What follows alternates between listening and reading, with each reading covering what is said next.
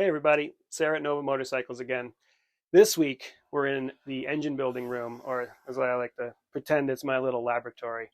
Um, what I'm working on this week has nothing to do with how we make money as a shop. It's actually how we lose all our money as a shop. But I write it off as development tools.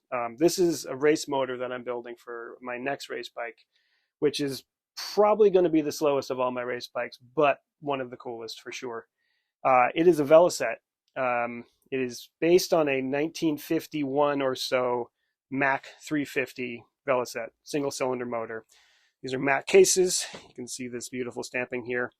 The Mac was basically their utilitarian machine. It made about 15 horsepower.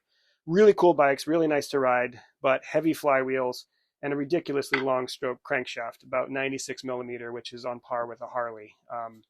Really crazy for a small bike like that.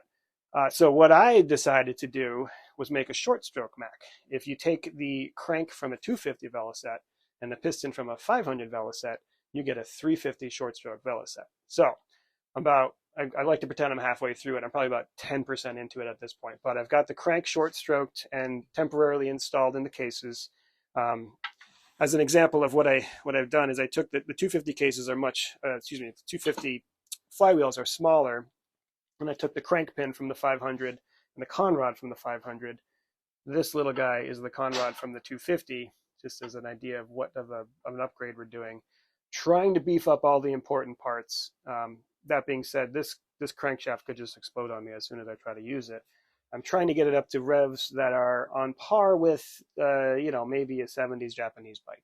8,000 RPM, I'd be pretty happy with, whereas a stock one is about 6,000 RPM redline. Some people have spun these things up to 10,000. Legend has it those people are dead now. I will never know if they actually did it. So basically, what I have to do here is the hard part was getting this crankshaft to be stroked. So I have a de-stroked crankshaft now. It's a 68 millimeter stroke instead of a 96 millimeter stroke. Significant difference.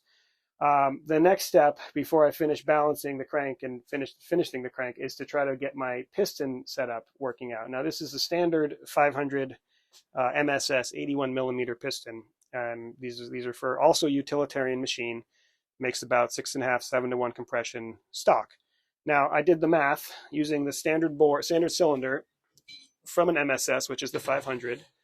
And if I cut it down as short as possible to take care of the de-stroking that I did, I'm going to end up with a 7-to-1 compression ratio, which is fine for getting around town, but it's not what I'm trying to do with a race bike. So after some math and some researching on all the various piston sellers out there, guys could up your piston, your piston finding game, by the way. We're not going to name names, but it's pretty hard to find certain pistons by the dimensions that you need.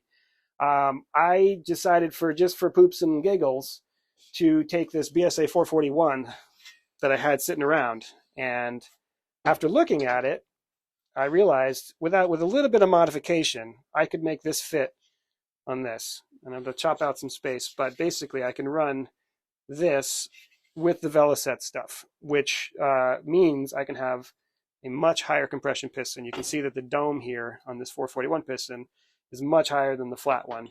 That's going to give me a big bump in compression. And as well, these are much easier to get, so I can get one of these with a higher dome and do some machining on it to really nail down the compression ratio I'm going for. This is kind of like, the no man's land. There's no manual for how to do this. You just kind of have to figure out the pieces, do the measurements, carefully machine stuff, and assemble it. When all is said and done, if I can have myself a 350 short stroke Velocette motor with about 10.5, 11-to-1 compression, revving to 8,000 RPM, the whole bike weighing under 250 pounds, hopefully 220 or so, it's actually going to be a relatively competitive machine. Its biggest drawback, if the engine holds together, will be having a 4-speed gearbox, which is normal for the era. But it's still, I don't plan on this being a competitive machine because I'll be going up against two strokes with 6-speed gearboxes and that kind of stuff. But it should be hopefully one of the cooler bikes out there. That's about it for now. We'll have some updates on this because we're sort of in the middle of it, but we've got a plan going forward. and it is going to be pretty cool. So stay tuned, and as usual, like and subscribe.